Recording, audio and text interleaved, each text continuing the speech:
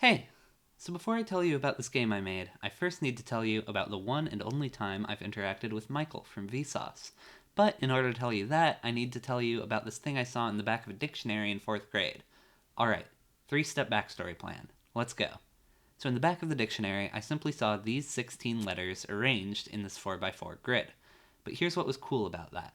If you read it row by row, well, it reads home, open, mend, ends. But if you read it column by column, it still reads home, open, mend, ends. At the time, little baby me just said, and moved on. But many years later in high school, I remembered that square and thought I'd look it up. There were surprisingly very few results, but Michael from Vsauce had once tweeted those exact words. And I was learning Python at the time, so I figured I could try to find more of these. And I did. I wrote a quick program to search through a dictionary and discover more of what I called word squares. I first found more 4-letter squares, then 5, then 6, and after keeping my computer running for several days, 7. I let Michael know about my first 7-letter word square, and he actually responded, and even fixed an error I made copying it down. But I was just a little baby child then. I didn't know how to do real big boy programming. I'm 20 now. I finally hit double digits, and I can make something better than that. So a few months ago, I decided to try and make a better, faster version. And while I was at it, Wordle had sort of consumed the thoughts of every single person aged 30 to 50, so why not try and make a word game out of this? So now that our agenda is clear, let's take a look at what this game is. The basic idea is that you have a grid of letters, some of which are filled in and some of which aren't. Your job is to fill in all of the non-filled in cells in order to make a word square like the one I showed before, where reading it row by row is the same as reading it column by column. And of course, every row and every column must spell a real word, according to the Scrabble dictionary. Once you think you have an answer, you can go ahead and click Validate to save it and see if it's right. There should only be one solution to each square, and in the spirit of Wordle, there's a new square available every day. But unlike Wordle, you can go back to previous days or forward to future scheduled days. Now, if you don't care about cool, awesome, epic algorithms, then feel free to stop watching here and go play the game instead. Just know you'll hurt my feelings. And if you do want to dive into the cool and epic algorithms, stick around and I'll tell you, albeit in a summarized form, how I did it. The word square generation code uses C# and isn't too complicated. It keeps a big list of all the valid words, and it just has to find words that fit the right criteria based on the words chosen so far. So if you choose home as your first word, the next word must start with an O, and if you choose OK as your second word, the next word must start with MA. If you choose Mart as your third word, the fourth word must start with EYT. But there are no 4-letter words that start with EYT, so we instead try to choose a different third word instead of Mart.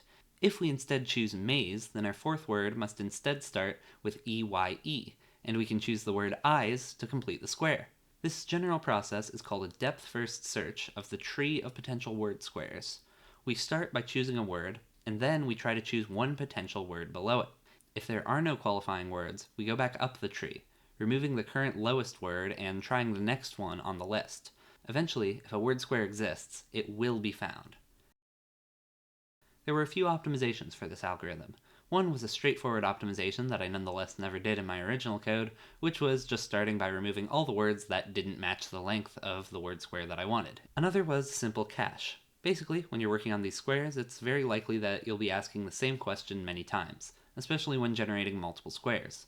So, whenever a question is asked, it's stored in a big directory of all the questions, so that if it's been asked before, the program can serve up an answer immediately, rather than checking the whole word list again.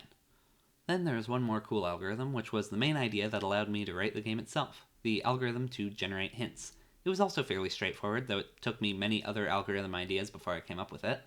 In generating the hints, the program basically separated itself into two parts. One was the one generating hints, and the other was a virtual player who could find every possible solution to a given set of hints. So the process would go as follows. First, the hint generator reveals every single letter. Then it decides to remove the first letter and tells the solver to solve it.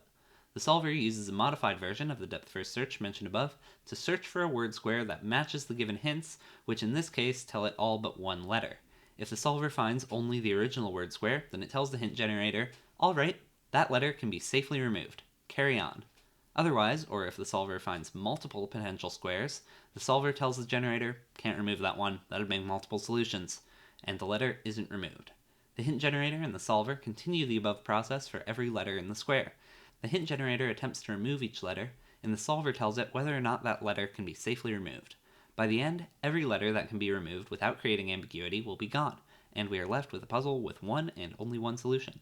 And that's why I'm generating the puzzles for these. But don't worry, I'm filtering them by hand to give players only the ones I think will be most fun.